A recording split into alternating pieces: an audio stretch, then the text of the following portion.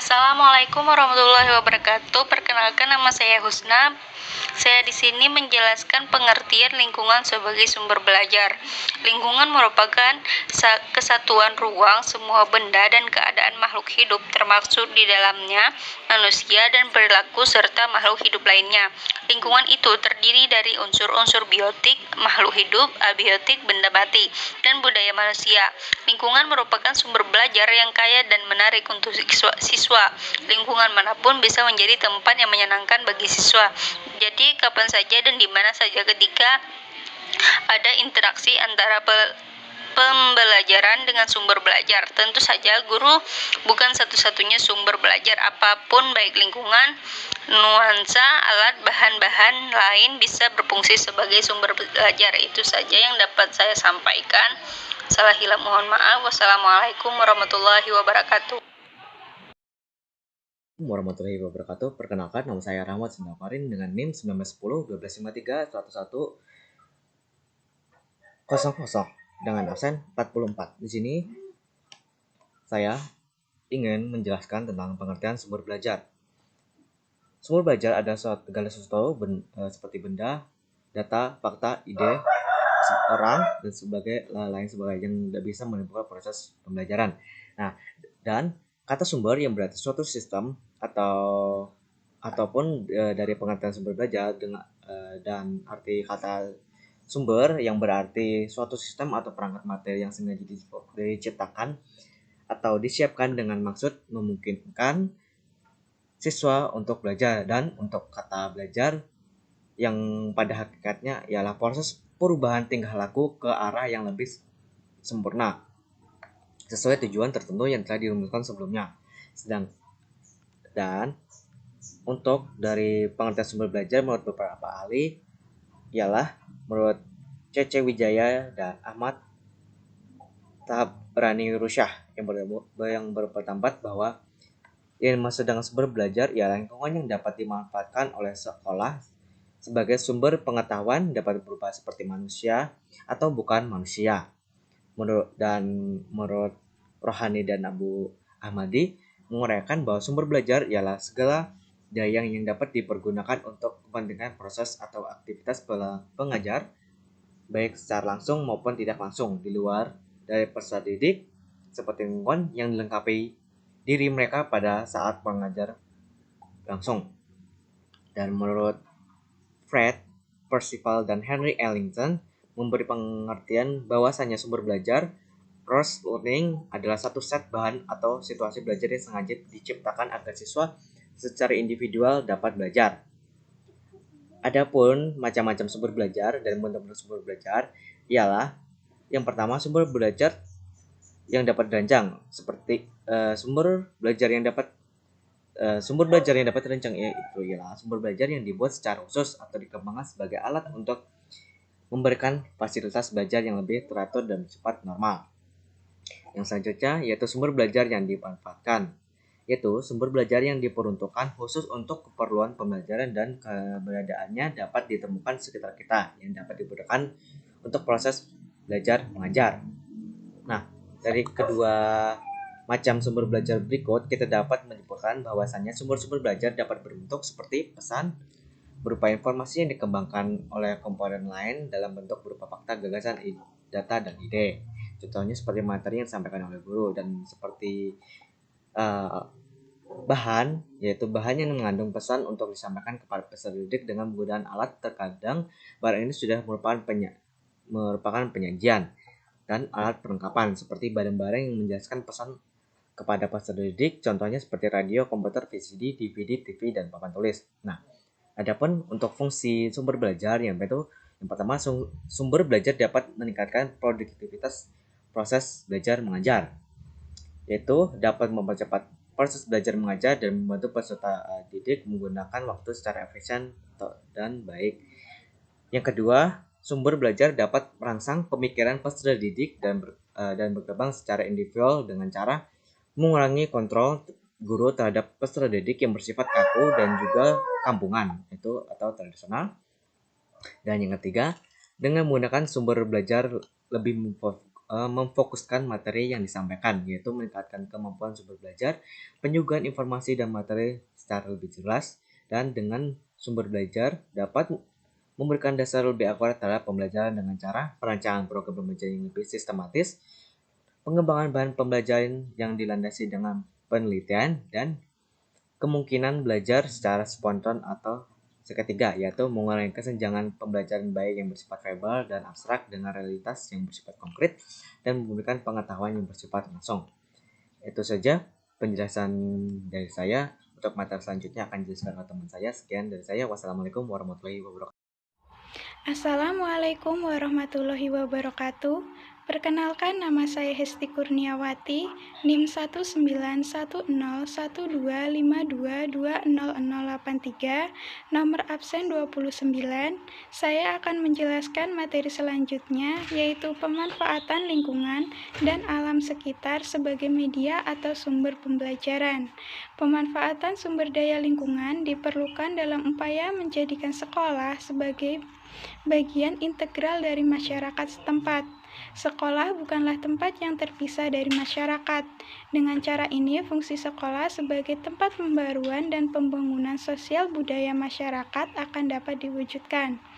Pembelajaran dengan memanfaatkan lingkungan sebagai sumber belajar adalah pembelajaran yang bersifat kontekstual.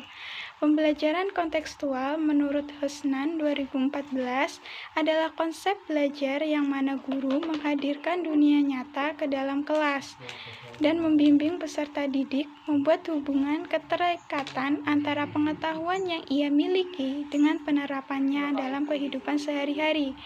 Namun, peserta didik memperoleh pengetahuan tidak secara langsung banyak tetapi bertahap terbatas dari pengonstruksian sendiri sebagai bekal untuk pemecahan masalah dalam kehidupan sehari-hari.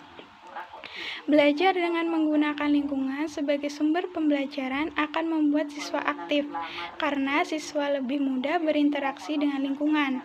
Adanya interaksi dalam pembelajaran akan memberikan kontribusi positif pada proses pembelajaran. Siswa yang pasif selama pembelajaran biasanya akan lebih terlibat dalam pembelajaran saat terjun ke lingkungan. Pemanfaatan lingkungan sebagai sumber belajar bagi siswa tentu saja akan menambah ragam dan memperkaya sumber belajar lain di kelas. Pembelajaran tidak lagi monoton, banyak variasi yang dapat dilakukan guru bila menggunakan sumber belajar berupa lingkungan dan membantu siswa mengatasi kebosanan belajar di kelas. Siswa dapat memaknai lingkungan yang dipelajari, maka akan muncul dampak pengiring yang amat penting, yaitu rasa cinta terhadap lingkungan sekitar. Contoh, bila siswa mempelajari pengelolaan sampah di sekolah, maka akan dapat menumbuhkan rasa cinta terhadap kebersihan di lingkungan sekolah atau di lingkungan tempat tinggal. Demikian penjelasan dari saya, terima kasih.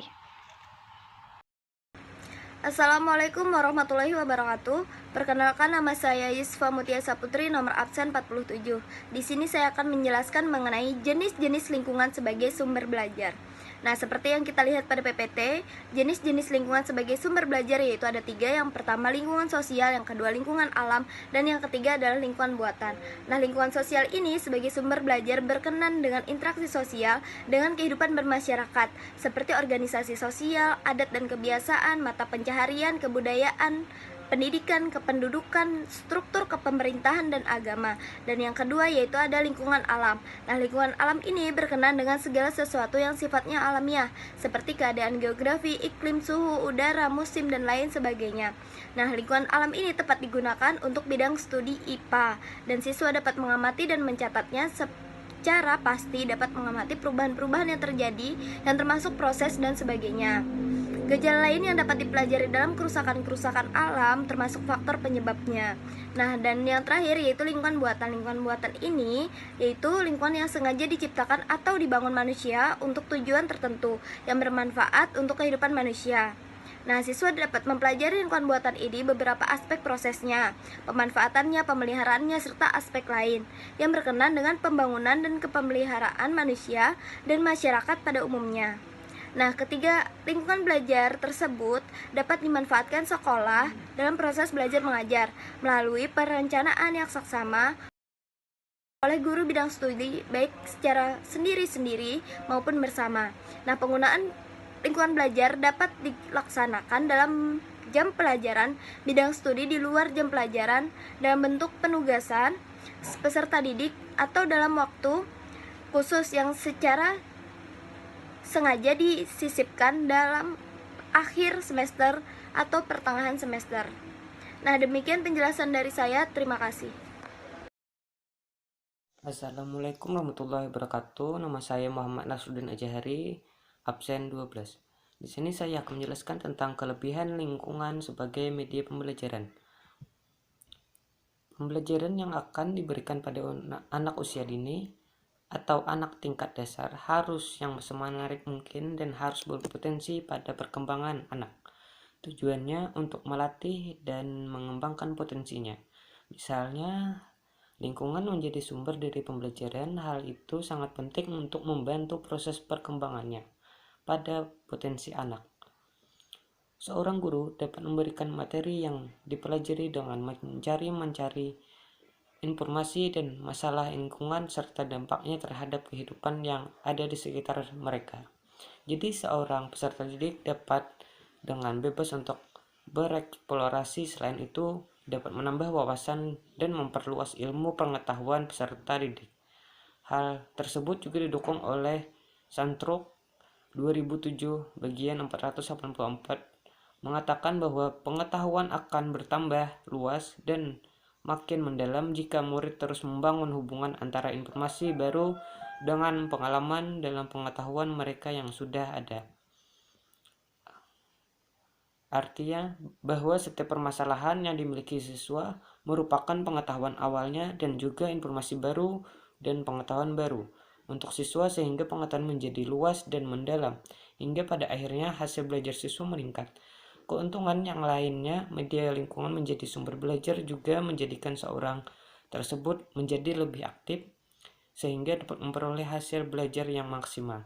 Sekian dari saya kembalikan kepada moderator. Halo, perkenalkan nama saya Putu Putralit dengan NIM 1910125220108, nomor absen 33. Saya di sini akan menjelaskan materi mengenai kekurangan lingkungan sebagai media pembelajaran. Media pembelajaran berbasis lingkungan tentunya sangat membantu siswa dalam kegiatan pembelajaran.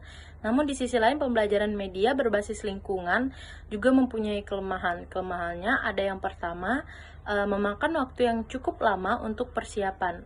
Nah, namun pandangan tersebut dapat diatasi dengan cara kita melakukan pembelajaran di lingkungan yang hanya beberapa menit dan kemudian pembahasan dilakukan di dalam kelas. Nah, yang kedua, ada siswa akan cenderung beraktivitas sendiri di luar aktivitas pembelajaran. Nah, hal ini karena siswa akan lebih semangat untuk pembelajaran di lingkungan. Cara mengatasi ini yaitu guru harus pandai-pandai mengatur siswa agar tetap tertib saat pembelajaran di lingkungan berlangsung.